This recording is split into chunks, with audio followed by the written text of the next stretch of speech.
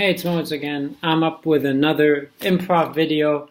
I've been reading Fight Club a lot, and to whomever has not had the chance to read it, it's a fantastic read. I think one of the very best books I read in 2017. I'll include 2016 in for that matter. It was a fantastic read.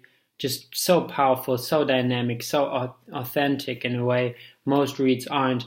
And I just really came to the conclusion that after watching the movie Fight Club, which I always had reserved after reading the book, I was very disappointed in one performance particularly, and the whole concept spun around that, and that is the performance of Brad Pitt.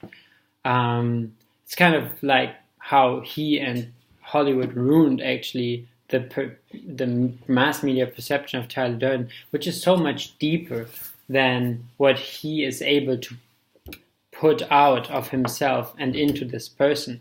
And there's a whole variety of reasons, and I just want to name a few of them and really just try to get you an appetizer of what Tyler Durden is and what Brad Pitt makes of him. So I think Tyler Durden is essentially an anarchic hero. There's always this quote from the Joker, Christopher Nolan's Joker, played by Heath Ledger, which is, I'm an agent of chaos. He says that to Harvey Dent in the hospital scene. And I think in the same way, Tyler Durden is an agent of chaos. He's an anarchist in a sense, and there is a certain power to him and a power in how he should have been played, which is very similar to how Heath Ledger played the Joker, which is somebody who's just so enthralled by a concept and so deep into it that it's not about abs, it's not about fine looks. That's not Tyler Durden at all. And Brad Pitt kind of like pitches him in kind of like this sexy man, this have-it-all alpha man. And that's kind of the perception of what people think an alpha male is. Somebody is very attractive, bossy, goes his own way. But Tyler Durden is kind of a person, he would be best described as a very mediocre looking person. Somebody, he looks the same way as the narrator does. And he doesn't need his looks. He doesn't need any kind of self-improvement measurements in his life to measure how successful he is on a scale. He doesn't need some external thing to kind of validate his himself. He's kind of like a very driven character, and driven by very by things which are very embedded in the deepest layer of society, which makes him so different than somebody who's just a self-improvement guru. They are very up in their own, in themselves, and in the universal self, the truth about what makes us human, which is kind of a very shallow pitch of that. They say, well, if you're successful, if you just accomplish what you have in yourself, if you just do this and that, then you bring out your own true self. And they never get to the root issues. They always stay at a very ephemeral area on life. They just have a very broad outlook. And Tyler Durden is kind of like in his actions crushing what society is structured around a certain superficiality, around a perception that everybody can make it, that we're all special snowflakes, about key concept of what it means to be a man in this society. And there's been a lot of men going their own way, inspired by him, understandably for some reasons. There are some fantastic quotes also found in a movie which address this drivenness to really change issues, and which really show how Tyler Durden as a character is so much deeper than just what was made out of him. And I think to best contrast this is to just bring my interpretation of what was made out of him from Hollywood. I think Brad Pitt made him into a very likable, easily accessible male character, kind of like one of these typical Hollywood heroes. And it's kind of ironic because Hollywood in itself would be a concept Tyler Durden would actually want to crush.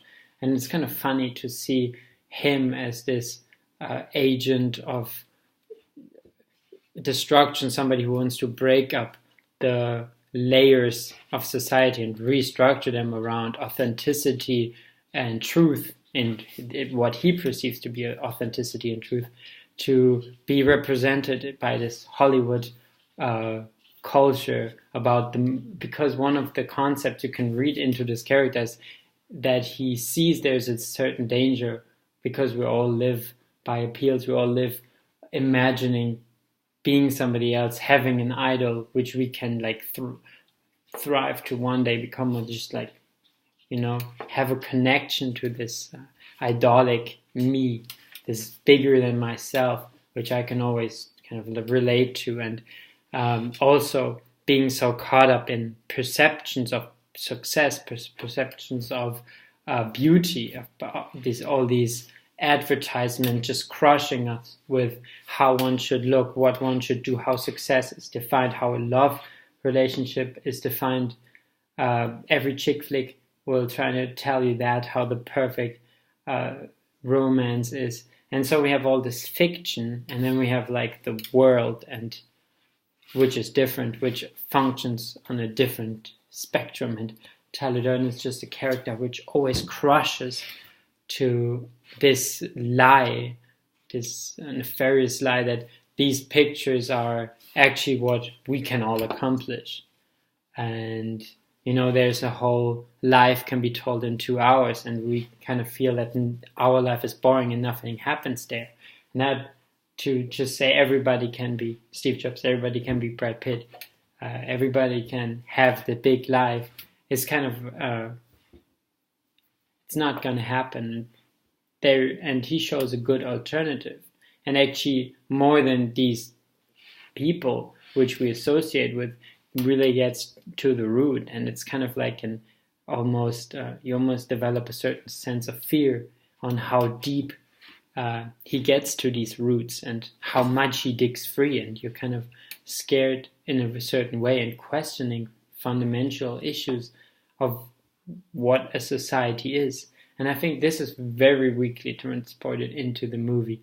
The movie just focuses on fighting, and also kind of like destables the whole rule of fighting. The rule of fighting is kind of like a mise en abîme. It's the concept inside the concept. So we as creatures that have an aggressive drive kind of like have created a world without that, even though it's kind of an appeal. And we've told ourselves these lies that we don't need aggressiveness, we don't need violence, maybe even, to live a happy life, or to live a life at all. But these impulses still exist in us. And in Fight Club, they're brought out. So something which is fundamental to society, or to our being in the world, is kind of like brought back into society. And there's a certain relief by that.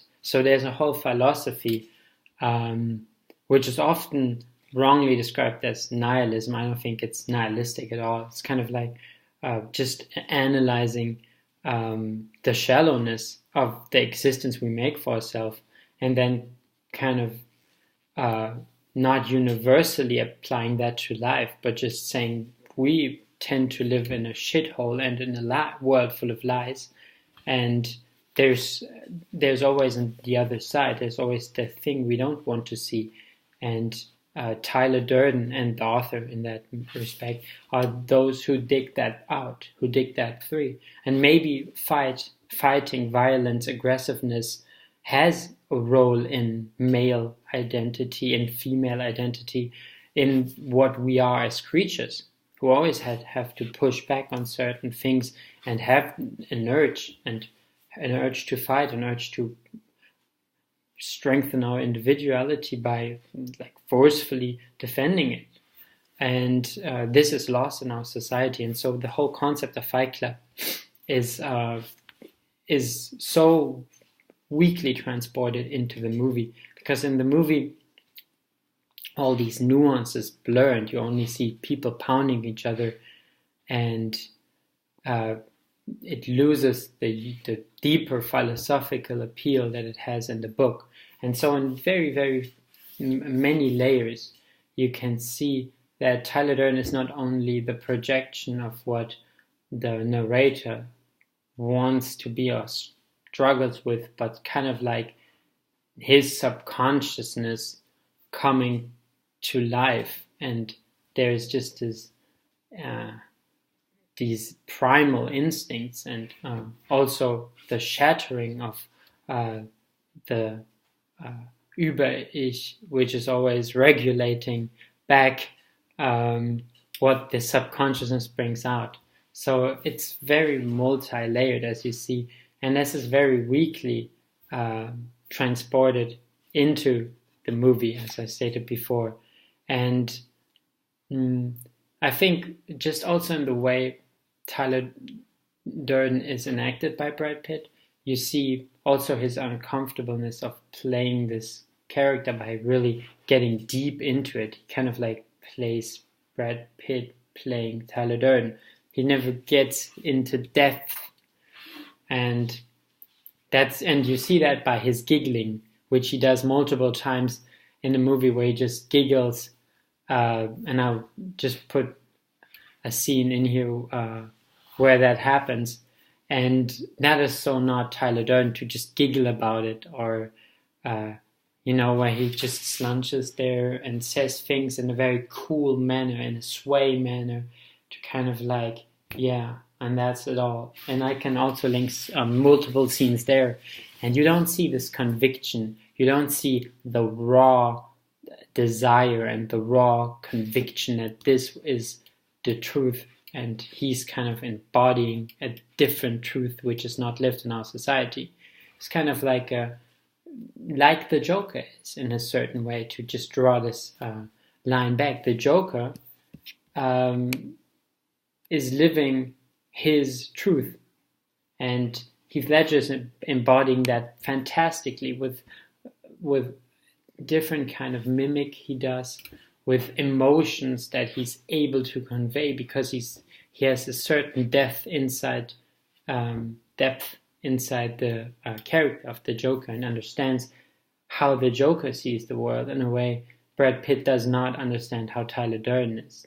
He thinks Tyler Durden is the cool kid, but not the frat boy, but somebody who is kind of a loser in life, but stands above it and raises the standard of what people find cool, and kind of a gang leader, and kind of this alpha male personality.